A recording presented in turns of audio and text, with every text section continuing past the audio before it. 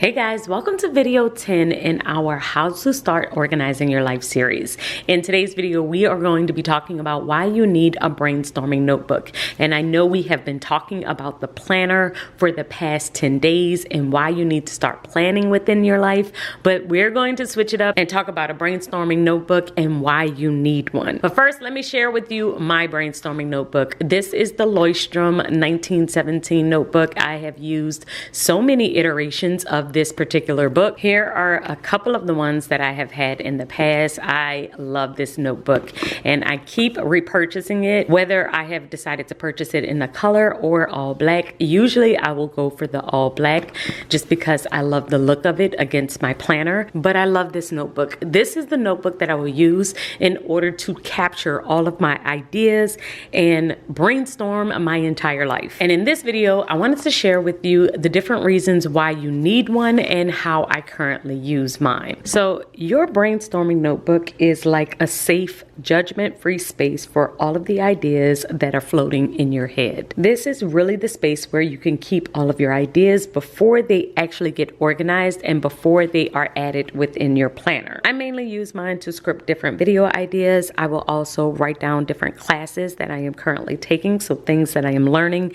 any home projects that I might currently have and I'm needing to think through, or I will keep short-term notes. So if someone calls me and I need to just jot something down really quick, but it's only going to stay there for a short period of time, I will write it down within this notebook. This space is really like your thinking space, and you need a space where you can think before you move it into your planner, because your planner is your doing space. When you are ready to execute, you put things within your planner. But when you're just trying to think things through and you don't have all of the pieces to the puzzle yet, you want to put that within your brainstorming notebook. So let's talk about the different ways that you can use a brainstorming notebook. The first thing that you want to do in order to keep your brainstorming notebook is to dump every single new idea that you have, whether it is for home, it's for work, it is just random notes that you just want to keep. You need to put it in a central location, which could be your brainstorming notebook. The whole goal of this notebook is that it is messy. You do not want this notebook to be super neat, because then you're going to feel obligated to keep it neat. This space is supposed to be a free space where you could just jot down any and everything that is in your head, put it on paper before you start to organize it. This is also a space where you are capturing your creativity without any rules or without any structure. You don't have to fit your ideas in a nice neat box. You can just write all over the page. Many times within this notebook, I have mind mapped. I have also just written completely across the page and not even followed the lines that I have currently in here. I've made my print really big. I've written just a few words in here because I am not trying to make it nice and neat. I am really just trying to capture whatever is in my head and put it on paper. And the great thing about this notebook is that you are able to return to it later. So I love the idea of just capturing whatever I have in my head, exploring what could possibly be, jotting it all down within this notebook,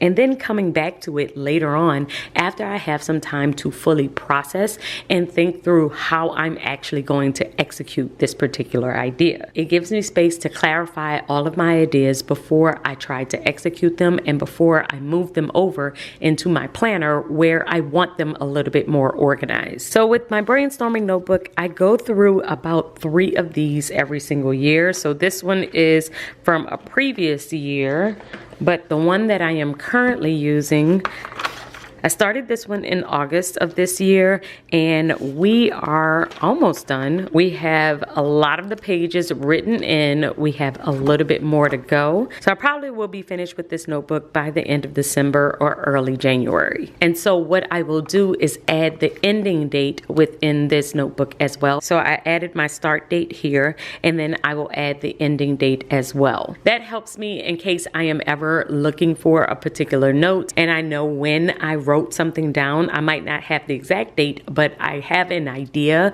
of the month that I was writing this particular thing down. I can come back to this notebook and flip through it and see if I can find it. And that's also the reason why I will keep a few. I currently have the past 4 notebooks right here. I think I might have a couple more on my bookcase, but as the years go on, I will toss some of them. I will get rid of them so that I don't have a bunch of them on my bookcase along with the planners, because I also have my planners that I keep on my bookcase from previous years. And right now I have 2023 planners, 2024, and 2025. So by the end of 2026, I will toss 2023 planners. And by the end of 2026, I probably will toss maybe 2 of these notebooks, because they will be from about 2 years ago, since I go through 3 of them every single year. And for the most part, like I said, there is no structure. At one time, I decided to tab and keep different topics under different color codes. However, I kind of got away from it. I did it for a little bit, but I realized that because I had my headers at the top, I really didn't need the tabs as much as I thought I would. So once we got a little bit further in, I stopped it. And when I stopped it, the notebook got messier and messier, as you can see. But that's okay. That's the point. That's the goal of this notebook. A couple of other things that I will do is add a header. So whenever I add a header, my headers kind of let me know the main topic of what I am discussing on this particular page. I usually will do this because it does help me to easily see and identify what's happening on the page. And I will also add a date, because that helps me as well to easily identify what the note is about. So we don't have a bunch of structure, but I do have headers, I do have dates, and I may even highlight different things if I feel like I want to make sure that I am paying attention to a particular page. Another thing that I will do is tab important pages. So because I had these sticky notes here and I did not want to lose them, I tabbed this page. I don't need it anymore, but every time I have an important note that I want to make sure that I go back to, especially if I am going to transfer that note into my planner later, I will tab it. So I will just add a tab onto the side of the page so that when I close the book, I can easily see the tab and easily flip back to that page within my notebook and see the note. And the last thing you should do with your brainstorming notebook is make sure that you're reviewing it throughout the week. So this notebook, I will review at the end of the week. I will flip through the past couple of pages wherever I am and see what is currently in this notebook. Do I need to transfer anything over? Currently, we're in the middle of Vlogmas, and as you can see, I am writing down the videos that I am currently filming. So this was a previous video that I just did a couple of days ago. This is the current video that we're currently filming. So after I script everything out, I basically left it here because I knew I was going to film it right away, and that's exactly what I did. And I just checked it off in red that it was filmed, and basically I am done with this page, and nothing's on this page yet. Like I haven't written in red, I haven't added the dates because we are currently filming it. After I finish filming this video, I will add the date at the top here and write a note to myself that is filmed. So that basically means that this page is done. So this notebook is really a space for you to just keep track of just different ideas that you might have and notes that you might need to write throughout your day. Everything does not need to go into your planner. Everything does not need to be organized. There are certain things